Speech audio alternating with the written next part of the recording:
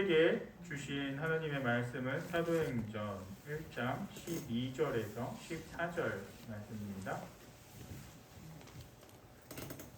사도행전 1장 12에서 14절 말씀입니다.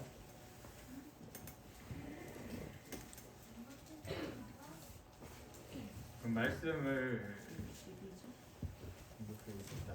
이제 이 계시의 말씀을 받들어 봉독할 때 하나님의 음성으로 들으시기 바랍니다. 제자들이 감람원이라 하는 산으로부터 예루살렘에 돌아오니 이 산은 예루살렘에서 가까운 안식일에 가기 알맞은 길이라. 들어가 그들이 유하는 다락방으로 올라가니 베드로, 요한, 야고보, 안드레와 빌립, 도마와 바돌로메, 마테와 및 알페오의 아들 야고보, 셀롯인 시몬, 야고보의 아들 유다가 다 거기 있어 여자들과 예수의 어머니 마리아와 예수의 아우들과 더불어 마음을 같이하여 오로지 기도에 힘쓰더라. 아멘. 이 시간 손수영 사무 특별 찬양이 있겠습니다.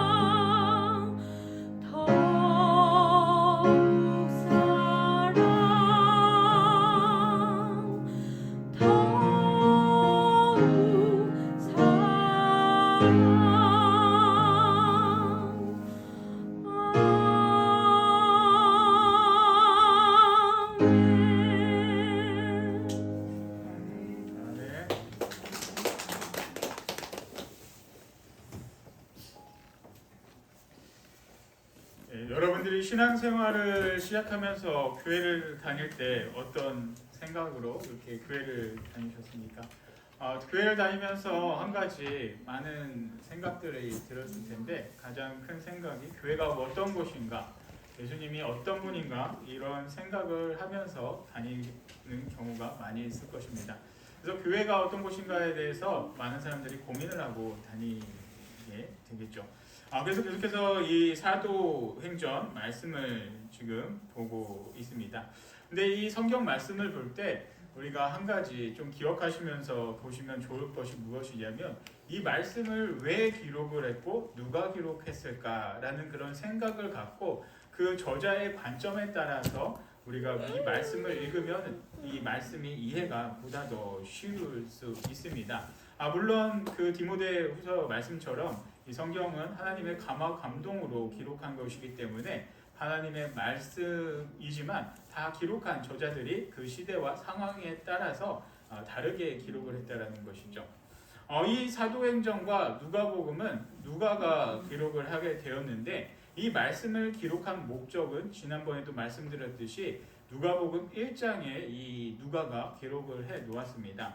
바로 예수 그리스도의 부활을 전하고 예수 그리스도가 하나님의 아들임을 증거하기 위해서 이 누가복음과 사도행전을 기록했다라는 그 생각을 우리가 계속해서 잊지 않고 이 누가복음과 사도행전을 말씀을 묵상을 하면 좋겠다 싶습니다.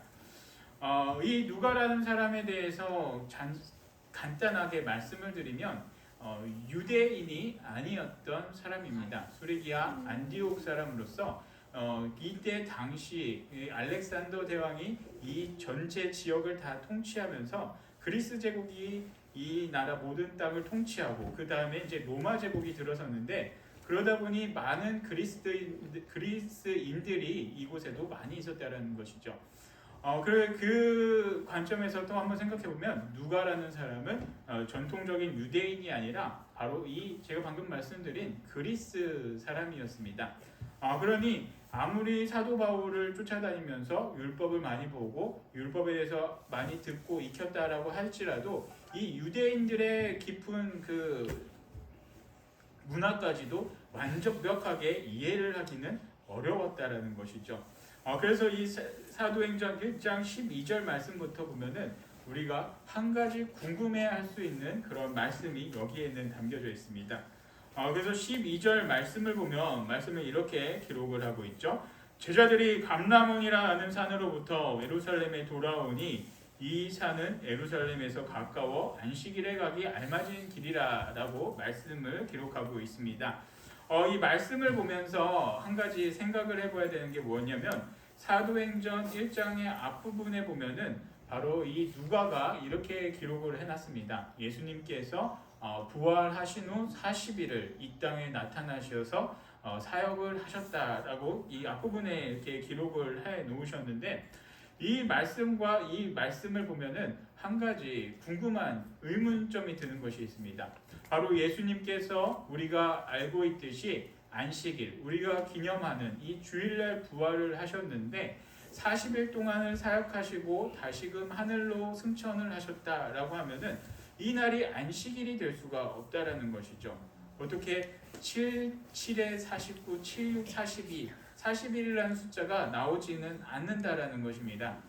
그러면 이제 어떤 사람들이 이게 말이 되냐, 성경이 틀렸다 이렇게 얘기할 수가 있는데 누가가 이 성경을 기록한 것은 그때 당시 기록한 것이 아니라 수십 년의 세월이 흐른 다음에 내가 이 죽기 전에 이 예수 그리스도의 부활과 예수님이 하나님임을 증거하기 위해서 내가 이 성경을 기록해야겠다라는 마음으로 적었기 때문에 오래전의 기억이라 정확하지가 않다라는 것이죠. 그리고 한 가지 또 생각해 볼 것은 이 누가가 유대인이 아니기 때문에 이 유대 전통의 그 안식일의 개념이 사로잡혀 있지 않다라는 것입니다. 제가 이렇게 몇몇 나라를 다니면서 달력을 보면서 참 이상하게 생각했던 나라가 두 나라가 있습니다. 한 나라는 어디냐면 대만, 그리고 또 한 나라는 바로 이라크 군대에 있을 때 갔던 그 이라크에 있었던 달력이었습니다. 대만 달력은 두 가지로 이렇게 쓰고 있는데 한 가지는 우리가 쓰고 있는 BC의 개념으로 쓰고 또 한 가지 달력은 거기 대만에 가셔서 보시면은 저기 볼 수 있지만 그 대만이 세워진 그때 연도를 기록을 해서 그때를 중심으로 해서 연원을 쓰고 있죠. 근데 제가 이것보다도 더 궁금하고 신기하게 봤던 것이 바로 이 이라크에서 무슬림들이 쓰던 달력이었습니다. 그 달력이 기억이 난 이유가 무엇이냐면 오래전 전 일이라 저도 왜 그곳에 갔는지는 모르고 누구를 만났는지도 기억을 못하지만 달력만이 기억에 남는데 그때 무슬림 지역에 무슬림 사람들의 초청을 받게 돼서 그 가정인가 거기 사무실을 간 적이 있었습니다. 그곳에서 이렇게 달력을 보게 되었는데 다 똑같은데 뭔가 이상해서 계속해서 달력을 제가 보게 되었습니다. 날짜, 요일, 연 다 똑같은데 뭔가가 굉장히 이상한데 뭔지를 찾지를 못했던 기억이 있었습니다. 그래서 곰곰이 생각해 보다가 하나하나 자세히 살펴보니까 앞에 빨간 글씨로 써 있는 게 무엇이었냐면 바로 금요일. 금요일, 프라이데이가 제일 먼저 앞에 나와서 빨간 글씨로 적혀져 있었다라는 것이죠. 그리고 프라이데이, 세러데이, 그리고 썬데이 이런 식으로 금, 토, 일, 월, 화, 수, 목 그 달력이 그렇게 기록이 되어 있었다라는 것입니다. 그리고 빨간색은 금요일. 이 달력을 보면서 한참 있다가 제가 깨달은 것이 무엇이냐면 이 무슬림들의 그 안식일은 우리가 같이 안식을 지키는 주일이 아니라 바로 금요일이었다라는 것이죠. 금요일날 쉬고 그리고 월요일부터 주일까지 토요일까지 계속해서 일을 하는 그런 토요일부터 계속해서 일을 하는 그 사람들이 바로 무슬림들이었다는 것입니다. 이 달력 또한 그들의 종교에 따라서 이렇게 달라지게 되는데 여기서도 우리가 생각해 봐야 될 것이 무엇이냐면 유대인들은 안식일을 주일을 지키지 않는다라는 것이죠. 그래서 안식일이라는 것은 토요일을 기준으로 해서 물론 주일로 해도 하루가 맞지는 않지만 이 누가라는 사람이 그것도 사실은 중요하지 않기 때문에 그냥 40일로 이렇게 기록을 해놓았다라고 말씀을 드릴 수 있습니다.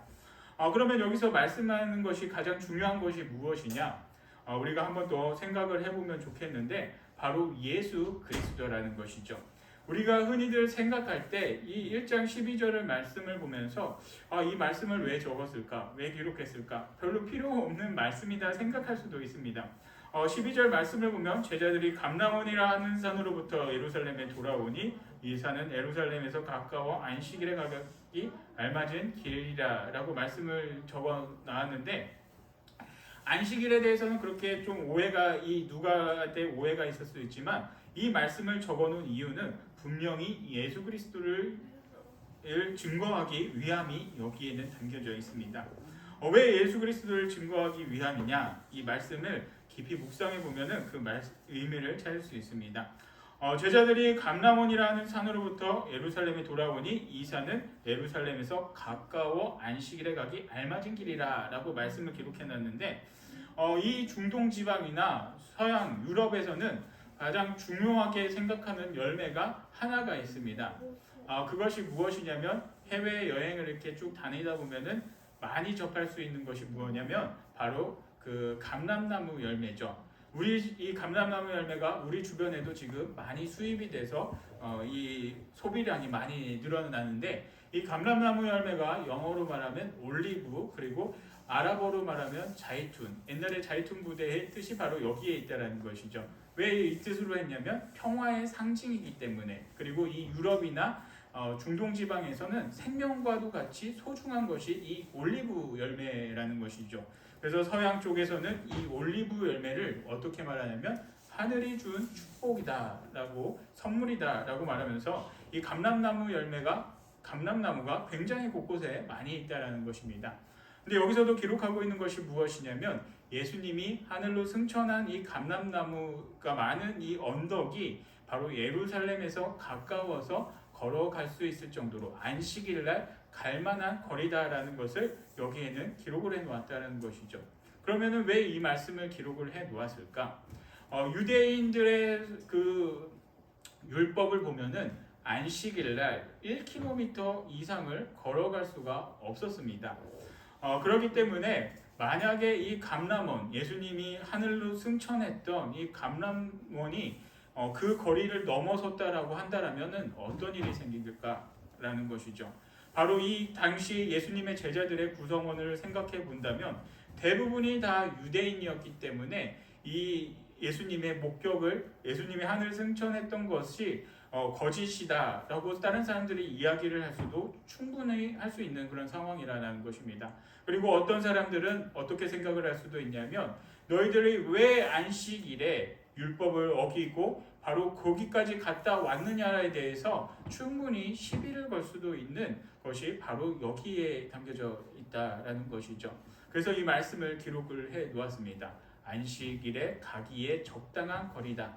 이 말이 상징을 하고 있는 것이 무엇이냐면 그러니까 많은 유대인들도 예수님의 제자들을 떠나서 많은 유대인들도 예수 그리스도의 그 승천을 목격하기가 충분했다라는 것을 나타내기 위해서 여기에다가 기록을 해놨다는 것이죠. 그래서 이 예수님의 부활 사건 그리고 승천하신 이것을 예수님의 제자들뿐만이 아니라 많은 유대인들이 목격을 하고 이때 당시에 이것을 증언하는 사람들이 너무나도 많이 있었다라는 것을 이 누가는 기록하고 싶었기 때문에 여기에 기록을 해놨다는 것입니다.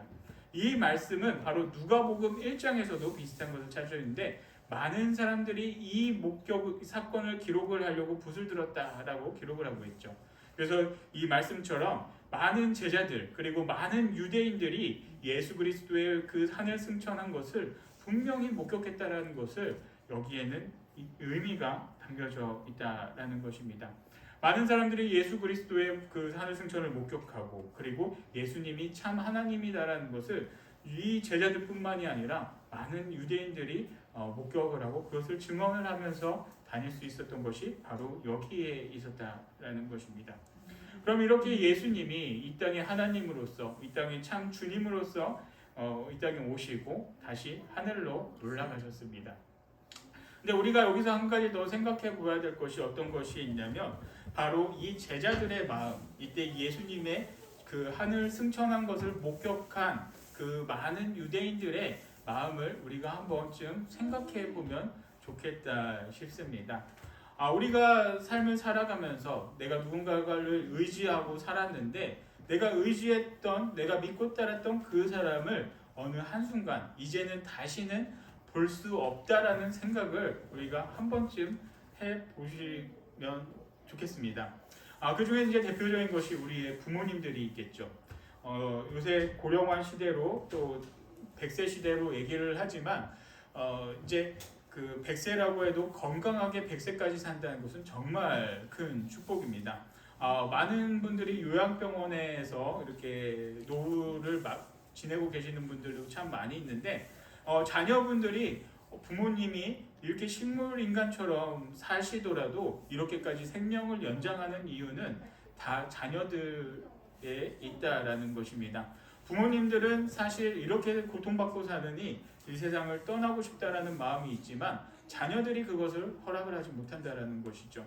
왜냐하면 이 땅에 내가 그래도 보고 싶을 때 가서 볼 수 있는 그 부모님이 있다라는 것이 나에게는 큰 힘이 된다라는 것입니다. 그렇기 때문에 부모님이 어떻게 해서든 이 땅에 있는 것을 원하기 때문에 그렇게 해서라도 모시고 있다라는 것이죠. 그렇습니다. 내가 의지하고 내가 믿고 살아가는 그 누군가가 이 땅에 없고 또 사라진다라고 하면은 그만큼 절망감이 들 수밖에 없습니다. 근데 바로 예수님께서 제자들에게 나타나셔서 이 땅의 참 주님으로서 하나님을 나타내고 보이셨는데 다시 하늘로 올라가시니 그들의 마음이 어떻겠습니까? 정말 이 제자들의 마음은 정말로 참담한 마음과 암담한 마음으로 사로잡혀 있을 수밖에 없습니다.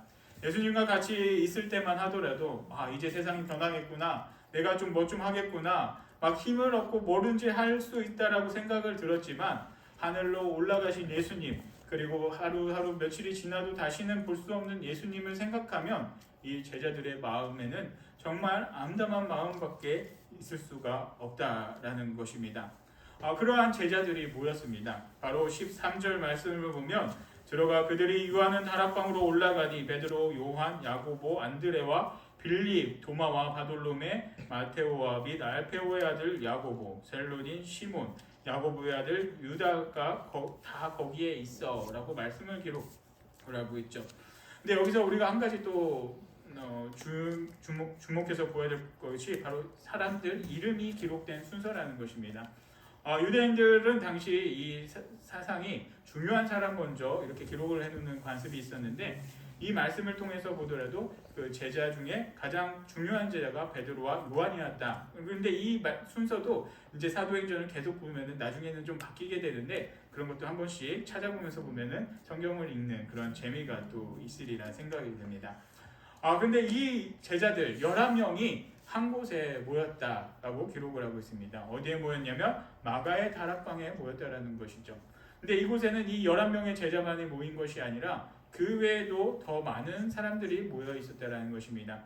예수 그리스도의 그 재림을 목격한 많은 사람들이 더 모여 있었는데 이 11명만을 기록하는 것은 대표성을 띠는 것이죠. 그리고 이 유대인들도 여자와 아이들은 당시 기록해 놓지 않는 그런 관습도 있기 때문에 그 외의 사람들은 다 하나하나 기록해 놓지 않고 가장 중요한 사람들만 이렇게 여기에는 기록을 해 놓았다는 것입니다. 그런데 이 예수님의 제자들, 예수님의 말씀을 배우고 예수님을 따르던 이 대표적인 그 사도들도 이곳에서는 모여서 근심과 걱정을 할 수밖에 없다라는 것이죠. 그들은 참 많은 암담함과 절망감이 이들에게는 있을 수밖에 없었습니다. 그런데 여기서는 기록을 해놓지 않았지만 입장을 바꿔놓고 생각한다면 충분히 그럴 수밖에 없는 상황이었다라는 것이죠. 그때 이 사람들이 생각을 하고 이 사람들이 깨달은 것이 무엇이었냐면 바로 14절 말씀입니다. 14절 말씀 바로 이렇게 기록을 하고 있습니다. 여자들과 예수의 어머니 마리아와 예수의 아우들과 더불어 마음을 같이하여 오로지 기도에 힘쓰더라. 그래서 이 말씀을 통해서 알 수 있는 것이 무엇이냐면 방금 전에도 말씀드렸듯이 많은 여자들, 그 무리들이 이곳에 있었고 120명이나 되는 그런 많은 숫자들, 사실 120명이라는 것이 상징적인 숫자지 정말 많은 숫자가 이 다락방에 모였다라는 것이죠. 많은 사람들이 모여서 무엇을 할 수 있었냐? 그들이 할 수 있는 것은 아무것도 없었습니다. 그때 그들이 생각하고 깨달은 것이 무엇이냐면 그들에게 유일하게 할 수 있었던 것은 바로 기도였다라는 것입니다. 그러면은 왜 기도를 해야 됐느냐? 왜 기도를 할 수밖에 없었느냐? 바로 예수님의 가르침이 그들에게는 있었기 때문이다라는 것입니다. 앞서 사도행전 앞부분에 이렇게 말씀을 기록했듯이 1장 4절에서 바로 이렇게 기록을 하고 있습니다.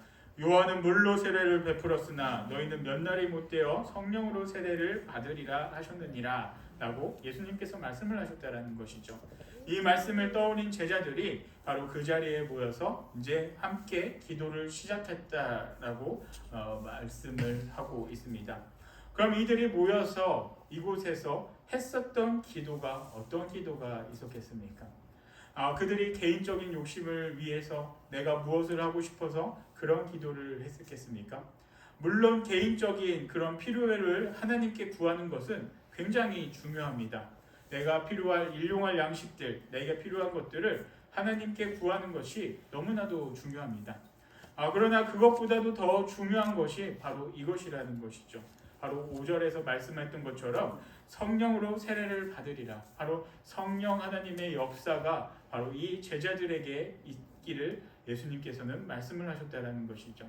그래서 이 제자들이 함께 모여서 기도를 했던 것은 개인들의 그런 간구도 했겠지만 그보다 더 중요해서 오로지 한 마음과 한 뜻으로 기도했다라고 하는 것은 바로 이들에게 성령 하나님께서 임하여 주시고 그리고 이때 세워진 교회가 정말 성령 하나님에 의해서 움직여지는 그런 살아 움직이는 그런 참된 교회가 될 수 있도록 그들은 한 마음과 한 뜻으로 기도를 했다라는 것입니다. 그럼 성령님께서 이 제자들을 통해서 역사해 주시면 어떤 일이 생깁니까? 하나님의 지혜가 이들에게 있다는 것이죠. 하나님의 지혜가 이들에게 있고 또 하나님의 도우심이 성령님의 도우심이 이들을 통해서 나타날 수밖에 없다는 것입니다.